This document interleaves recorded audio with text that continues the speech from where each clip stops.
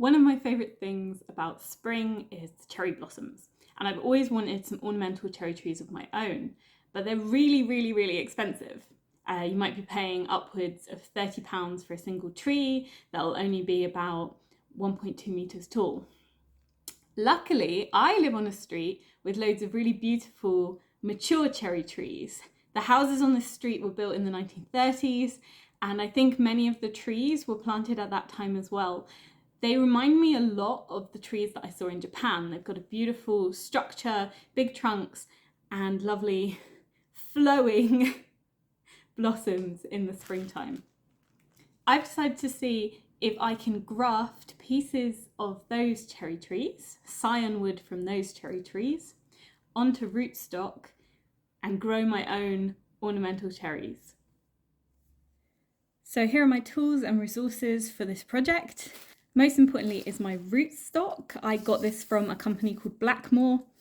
This is a cherry rootstock. It's designed more for fruiting cherries, but fruiting cherries and ornamental cherries are pretty much exactly the same. It's just different cultivars, so they should graft nicely.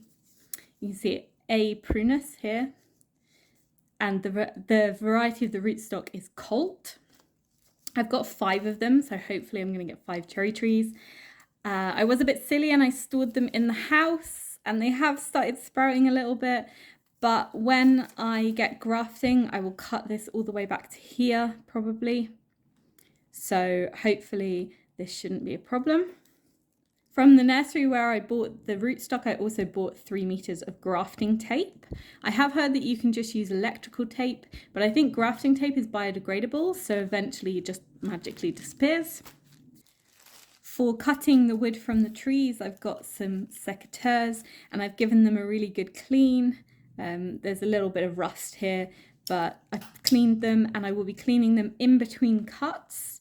I've got some alcohol wipes just so we don't have to worry about spreading any viruses or other diseases from tree to tree.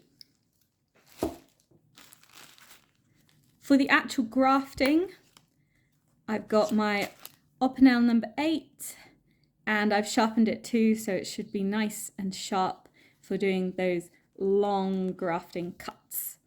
You can get purpose-made grafting knives, but I'm not quite sure what the difference is. I think a good all-purpose knife like this is fine. I've also seen people use a box cutter or just sharp craft knife, but it's important that it's sharp. So let's go outside, and hopefully none of my neighbours are going to come out and confront me for pruning trees. Wish me luck.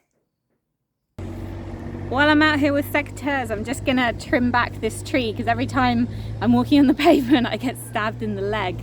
This is actually a tree where you can see sprouts are growing off the rootstock and they're really quite vicious. I think it might actually be blackthorn. So that's not good to have at leg height, so I'm just going to chop that off now. Apologies for the noise, there's a lot of construction work going on and it's very windy today, so I'll make this quick. This is one of the old cherries that I'm going to be taking Scion wood from, and luckily it's got some side shoots here, so I'm just going to clip 1 or 2 of them off. Sorry I couldn't film much of the harvesting. We've got planes flying overhead and the gas board digging up the road along with regular traffic, so it was just a little too noisy to keep going with that. But I'm back now with my Scion wood so I can show you. I harvested 6 pieces. I've got 5 rootstocks, so that gives me a little bit of leeway in case I mess up. So our next task is going to be trimming down the rootstock.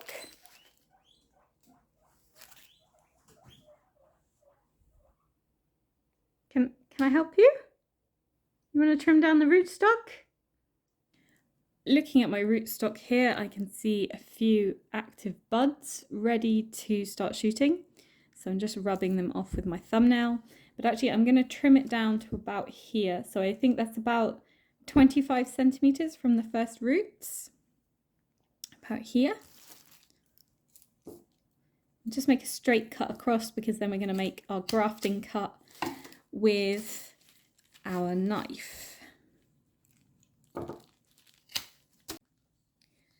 make the grafting cut, We're just going to make a long slice like this so that we're left with this nice long surface area, and then we'll do a similar cut on the Scion wood and try and attach them with the tape. I've never done this before, so hopefully, help if I locked my knife so I didn't chop my hand off.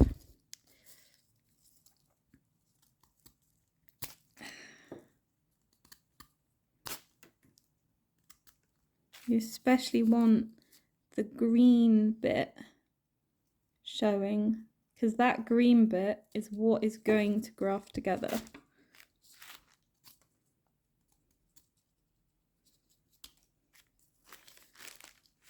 Okay. There it is on my rootstock. Now I'm going to do the same with my Scion wood. I've got a few different shapes for my Scion wood, but I'm going to start out with this really nice long one. And here we go.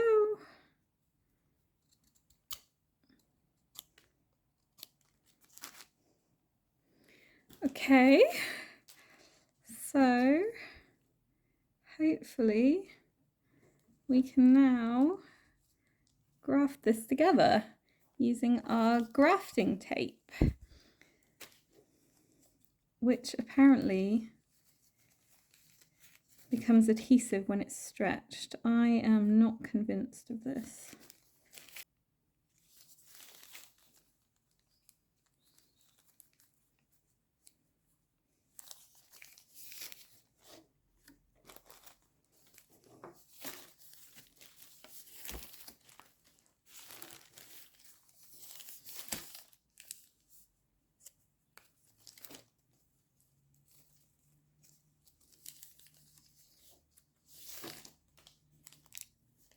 Is that holding?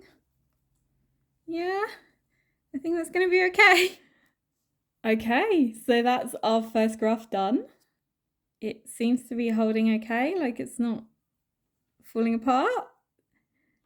I'm gonna soak these in the sink just so it can get a nice hit of water, because these were wrapped up for a couple of days before I'm doing this because it was raining so much. And yeah, I'm gonna do the rest and then I'll put them on. So for 3 of the grafts, I just did a really straightforward graft where it's just going together like that. So you cut like that, and then you put together and join like that. But for 2 of them, I tried to do this more complex method where you slice it into a V like that, and then you can overlap them a little bit more. So it'll be interesting to see if both methods work. I've seen both done on videos, but I'm not sure which will work best for my grafts.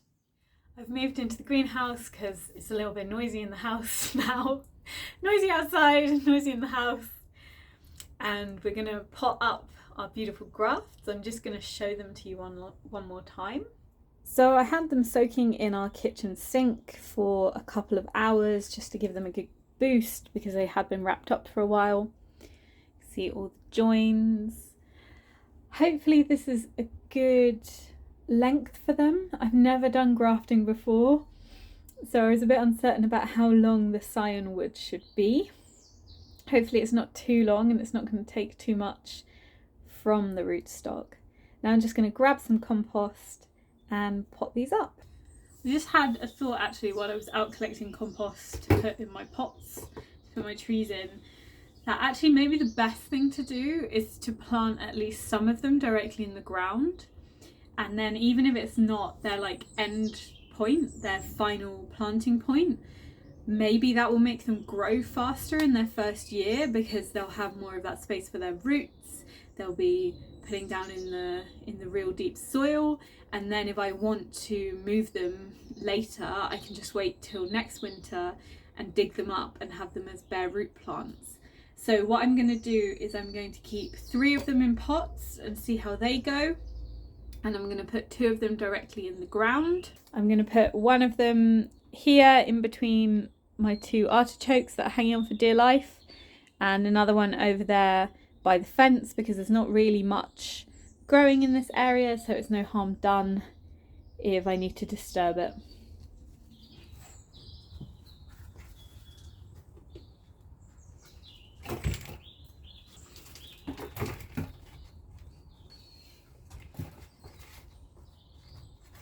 The 3 potted ones are just going to stay in the greenhouse for today because there's this big storm rolling in and I would hate for them to get blown over and damaged. But I won't keep them in here for long because I don't want to speed up the process of these buds coming out of dormancy. I'm really excited about this project. If it works, then next year let's do more, let's do 10 or even 20 and just keep propagating these absolutely beautiful vintage varieties of ornamental cherry. Okay, so that's it for today. I'm not going to film myself planting the ones outside because the weather is horrible and I don't want my phone to get wet and muddy and gross. Thank you for joining me. I will do an update on this video after a few weeks to see if the graft's taken, and if it's not, theorise why it didn't take. Thanks for joining me and I hope I'll see you next time.